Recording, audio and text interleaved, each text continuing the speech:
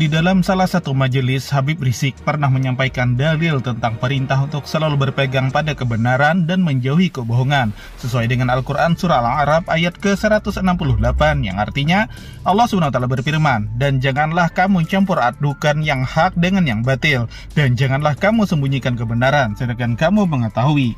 Nah, pernyataan Luhut Bin Sarpanjaitan terkait big data yang tidak memiliki dasar valid adalah bentuk pencampuran antara hak dan batil. Ini bukan sekedar pelanggaran hukum negara, tetapi juga pelanggaran prinsip moral di dalam Islam. Dalam surah An-Nisa ayat ke-135, Allah SWT memerintahkan kita untuk berdiri tegak di atas keadilan, meskipun itu menyulitkan diri sendiri atau orang lain.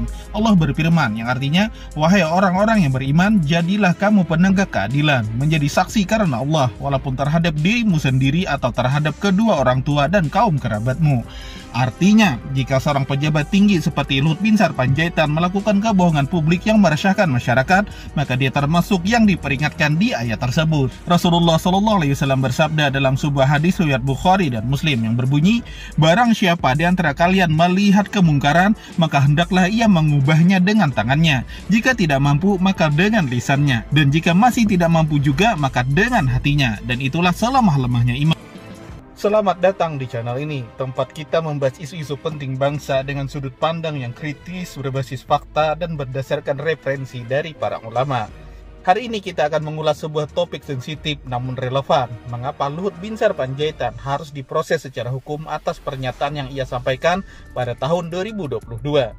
Bukan tanpa alasan klaim ini diajukan.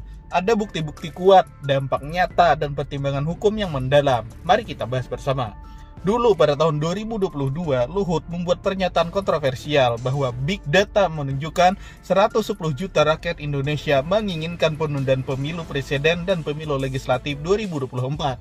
Namun, tidak ada data valid atau sumber transparan yang mendukung klaim tersebut. Ini adalah kebohongan publik yang terang-terangan. Dan ingat, dalam sistem hukum kita, menyebarkan informasi palsu yang dapat menimbulkan kegaduhan nasional bukanlah hal sepele. Bahkan pasal 14 KUHP yang melarang penyebaran berita bohong masih berlaku saat pernyataan itu disampaikan. Apa dampak dari pernyataan ini? Jauh lebih besar daripada sekedar opini publik.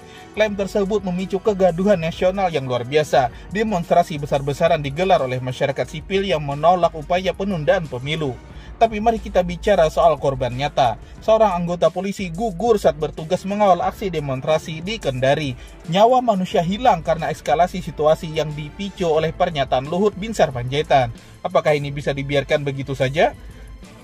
Dan apa yang terjadi di pos polisi Pejompongan? Masa perusuh membakar pos polisi sebagai bentuk protes terhadap pernyataan tersebut. Semua ini adalah bukti nyata bahwa pernyataan Luhut Bin Sarpanjaitan memiliki dampak serius terhadap stabilitas sosial dan keamanan sosial negara.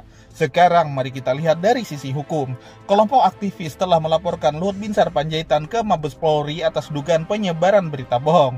Namun hingga detik ini laporan tersebut belum ditindaklanjuti. Mengapa? Menurut pasal 78 KUHP, laporan tersebut belum kadaluarsa. Artinya masih ada ruang bagi kepolisian untuk memproses kasus ini. Tapi apakah ada yang tiket baik dari Kapolri Listio Sigit Prabowo untuk menjalankan tugasnya secara profesional?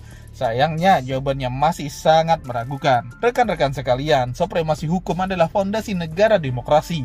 Jika orang seperti Luhut tidak bisa diproses hukum atas pelanggaran yang mereka lakukan, maka kita sedang mengabaikan prinsip keadilan.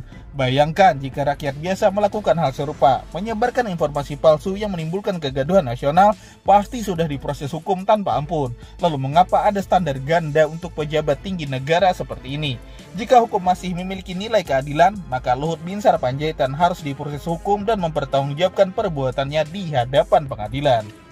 Ini bukan soal dendam atau balas dendam, tetapi demi menegakkan kepastian hukum dan menjaga integritas sistem demokrasi kita.